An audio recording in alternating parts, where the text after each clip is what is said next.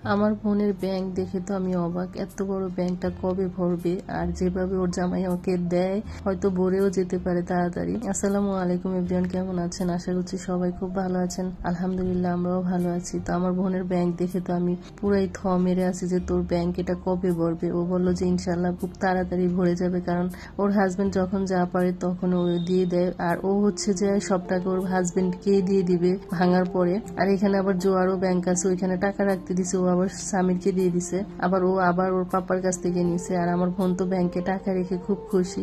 এর আগেও একটা ব্যাংকে অনেকগুলো টাকা জমাইছিল, আমি নিজের হাতেই হচ্ছে যে টাকাগুলো বের করছি। অনেক টাকা হয়েছে, প্রায় 1.5 লাখের মতো হয়ে গেছিল আলহামদুলিল্লাহ। তো হচ্ছে যখনই যা টাকা জমায় ওর হাজবেন্ডকে দিয়ে দেয় যখন লাগে আর কি। এটাই তো, যার কাছ থেকে নেয় জমায় আবার তাকেই দিয়ে দেয়। আর যারা দেয় তারা বোঝা উচিত যে আসলে আমার বউ অন্য কোনো কাজে খরচ করবে না, আমার বিপদে আমাকে দিয়ে দিবে। তো যাই হোক, এখানে হচ্ছে জায়ান কান্নাকাটি করতেছে, তো জায়ানকে নিয়ে দোলনা খাচ্ছি। তো আমার বোন হচ্ছে আমার জন্য অনেক রকমের ভর্তা বানাচ্ছে, আবার হচ্ছে যে খুদের ভাত রান্না করবে। আমি অনেকদিন ধরে বলতেছিল খুদের ভাত খাবে, তো আমাকে বলছিল, আমি তো রান্না করে দিইনি, এখন খালামনির কাছে বলছে পরে যে ও রান্না করতেছে। আর এই যে অনেক রকমের ভর্তা বানাইছে, আমি যেহেতু ভর্তা পছন্দ করি তাই আজকে আমার জন্য ভর্তাই করছে। দুপুরবেলা খিচুড়ি রান্না করছিল, তা আমি হচ্ছে বাসার থেকে একটু খেয়ে আসছিলাম, তাই আর ওদের বাসায় এসে খেতে পারিনি, দিছিল আমাকে অল্প একটু খেয়ে রেখে দিছি। এই জন্য রাতে আর মাংস টাংস রান্না করেন আর আমি না করছিলাম। আর ভর্তা হইলে তার অন্য কিছু লাগে না, খুদের ভাত যেহেতু সাথে আছে, তো আমি অল্প অল্প করে নিয়ে খেয়ে নিচ্ছি, কারণ আমার আবার যাওয়ার টাইম হয়ে গেছে।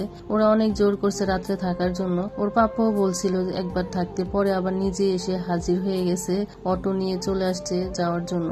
তো আমাদের বাসায় এখন অটো দিয়ে যাওয়া যায়, কারণ অটো রিক্সা এখন সব জায়গায় যায়, তো আর সিএনজিতে উঠতে পারে না বাচ্চারা, আমারও সমস্যা হয়ে যায় সিএনজিতে উঠলে, তাই অটো দিয়ে আসা যাওয়া খুব সুবিধা হয়ে গেছে। এই জন্য একটু ঘন ঘন বোনের বাসায় আসা যায়। মন খারাপ হলে বোনের বাসায় চলে আসি, যেহেতু মা গ্রামে থাকে। আর শান্তির জায়গায় তো মার কাছে আর বোনের কাছে। অন্য যাকে আপনি যতই ভালোবাসেন না, যতই ভালোবাসা দেখান না কেন, ওরা হচ্ছে দিন শেষে ওদের রূপ দেখাই দিবে, কিন্তু একমাত্র নিজের বোন আর মা ছাড়া কেউ ওরকম ভাবে মন থেকে ভালোবাসে না আমি মনে করি। ভাইয়েরাও চেঞ্জ হয়ে যায় ভাইয়ের বউরা আসলে। যাই হোক, যে যেরকম তার সাথে মিলোয় সেরকম, কিন্তু আমার ভাইরা এখনো চেঞ্জ হয়নি, মানুষ বলে, এই জন্য বললাম আর কি। আর ভাইয়ের বউরা আলহামদুলিল্লাহ অনেক ভালো আছে। তো ইদানিং আমার মনটা একটু বেশি খারাপ ছিল, এই জন্য আর কি ওদের বাসায় আসলাম। আর জায়ান হচ্ছে আমি রেডি হয়েছি পরে আমার কোলে এসে হাজির। ও ভালোই বুঝতে পারছে এখন আমি চলে যাব, তাই আমার কোলে আসছে, আমার সাথে বাইরে যাবে।